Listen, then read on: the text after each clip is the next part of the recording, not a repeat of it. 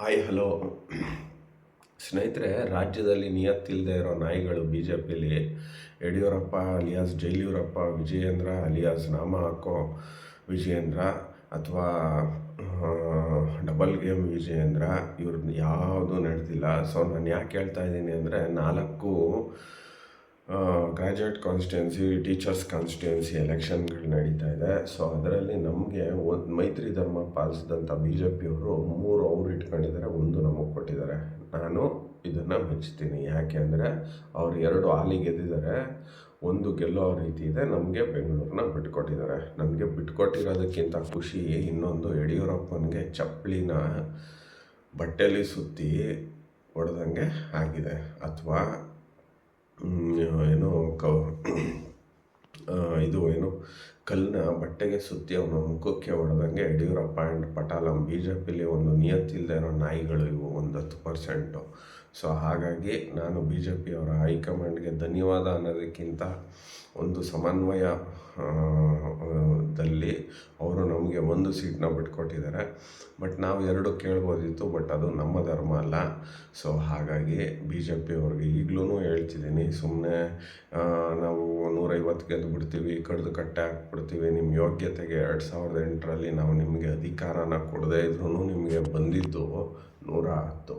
ಅದಾದಮೇಲೆ 2019ರಲ್ಲಿ ನಿಮಗೆ ಬಂದಿದ್ದು 104. ಸೊ ನಿಮ್ದು ಏನೇ ಇದ್ರೂ ಬಿಲೋ 80 ಇವತ್ತಿನ ಪರಿಸ್ಥಿತಿ. ನಾನು ನಿಮ್ಮನ್ನ ಹೀಯಾಳಿಸ್ತಾ ಇಲ್ಲ, ಇರೋ ವಾಸ್ತವನ ಹೇಳ್ತಾ ಇದ್ದೀನಿ. ನಮಗೆ 130 ಬರುತ್ತೆ ಅಂದರೆ ನಾವು ಯಾಕೆ ನಿಮ್ಮ ಜೊತೆ ಬರ್ತಿದ್ವಿ? ನಿಮಗೆ 150 ಬರುತ್ತೆ ಅಂದರೆ ನೀವು ಯಾಕೆ ನಮ್ಮ ಜೊತೆ ಬರ್ತಿದ್ರಿ? ನಿಮ್ಮ ಯೋಗ್ಯತೆ, ಹಣೆ ಬರಗಳು ಲೋಕಸಭೆ ಎಲೆಕ್ಷನಲ್ಲಿ ನಿಮ್ಮ ಒಂದು ನಾಯಕರುಗಳಿಗೆ ಗೊತ್ತಾಗಿ ಸೊ ಅವ್ರು ಏನು ಮಾಡಬೇಕು ಮಾಡ್ತಾರೆ. ನಾನು ಹೇಳೋದು, ಬಿ ಜೆ ಪಿಯವರಲ್ಲೂ ತುಂಬ ನಿಯತ್ತಿರುವಂಥ ತುಂಬ ಜನ ಇದ್ದಾರೆ. ಅವರೆಲ್ಲ ಒಳೊಳಗೆ ಅಥವಾ ಬಹಿರಂಗವಾಗಿ ಖುಷಿ ಪಡ್ತಾ ಇದ್ದಾರೆ. ನಿಯತ್ತಿಲ್ಲದೆ ಇರೋ ನಾಯಿಗಳಿದಾವಲ್ಲ, ಅವಕ್ಕೆ ಇದೊಂಥರ ಮರ್ಮಾಘಾತ ಆಗಿದೆ. ಇರಲಿ.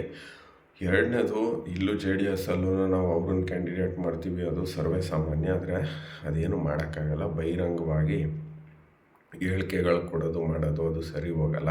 ಉದಾಹರಣೆಗೆ ನಮ್ಮ ಬೆರಳೇ 5 ಒಂದು ಸಮ ಇಲ್ಲ ರೀ. 5 ಒಂದು ಸಮ ಇದ್ಬಿಟ್ರೂ ಅದು ಕೆಲಸ ಮಾಡೋಕ್ಕಾಗಲ್ಲ ಬೆರಳುಗಳು. ಹಂಗಾಗೇ ಒಂದು ಉದ್ದ, ಒಂದು ತುಂಡ, ಒಂದು ದಪ್ಪ, ಒಂದು ಚಿಕ್ಕ ಹಿಂಗಿರುತ್ತೆ.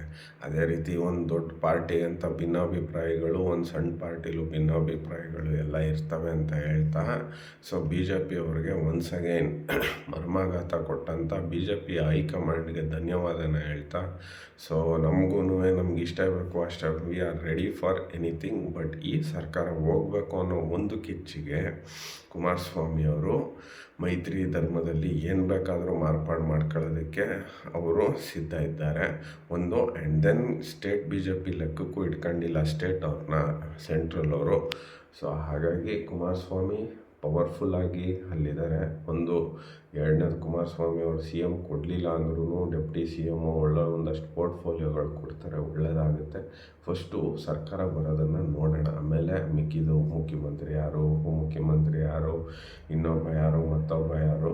ಸೊ ಕೂಸು ಊಟಕ್ಕೆ ಮುಂಚೆನೇ ಕುಲಾವಿ ಹೊಲಿಸೋದು ಸರಿ ಹೋಗಲ್ಲ ಅಂತ ಹೇಳ್ತಾ, so once again B J P ಅವ್ರಿಗೆ ಧನ್ಯವಾದಗಳು.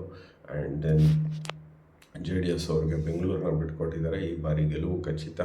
ಒಳೇಟು ಬಿ ಜೆ ಪಿಯವ್ರು ಕೊಡದೇ ಇದ್ದರೆ ಸಾಕು ಅಂತ ಹೇಳ್ತಾ, ಸೊ ಸ್ನೇಹಿತರೆ, as usual it's yours Karthik. ನಮಸ್ಕಾರ.